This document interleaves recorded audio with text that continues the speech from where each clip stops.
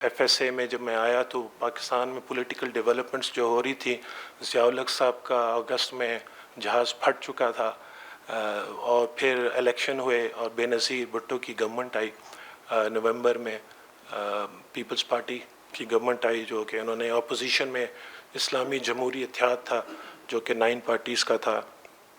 और उसके बाद साक समिट होती है, इस चौथी समिट थी साक समिट जो पाकिस्तान में होनी थी ये कोलंबो में, लेकिन कोलंबो और इंडिया और श्रीलंका का उस वक्त झड़प चल रही थी, तामिल इशू था, Sri Lankan force Indian force peace keeping force उधर थी, कोलंबो में थी और श्रीलंका ने उनसे कहा हुआ था कि आप इसको हटाएं यहाँ से, तो उनमें एक टेंशन थी।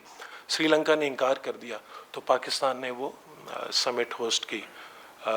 बेनज़ीर प्राइम मिनिस्टर थी और हम प्रोबेशनर्स थे, तो हमें भी उसमें ले जाया गया समिट हॉल में कि आप भी इसमें इन्वॉल्व हों। तो हमने इन्वॉल्व क्या होना था, हम वो जो डेलीगेट्स थे उनको स्पीचेस देते थे, स्पीचेस की कॉपी का।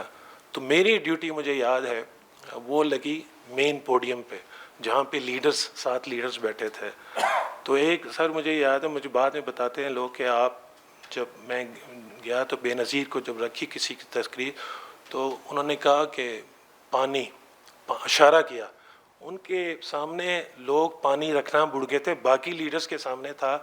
फिर मैं वापस आया तो उस वक्त हमारे chief of protocol colonel Tessler होते थे, तो उन्होंने मुझे वो जग और गिलास दिया तो मैंने जाके रखा।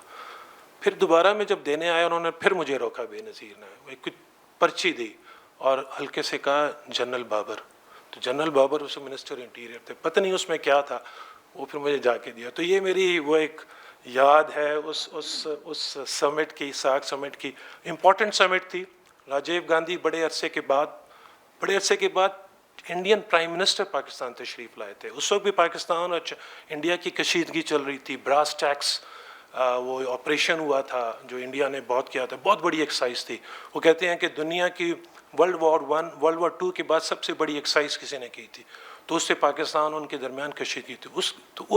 उस बैकग्राउंड में राजीव गांधी का आना, बेनज़ीर से मिलना और थोड़ा सा दे एग्रीड के हम इसको नॉर्मलाइज करेंगे रिलेशनशिप।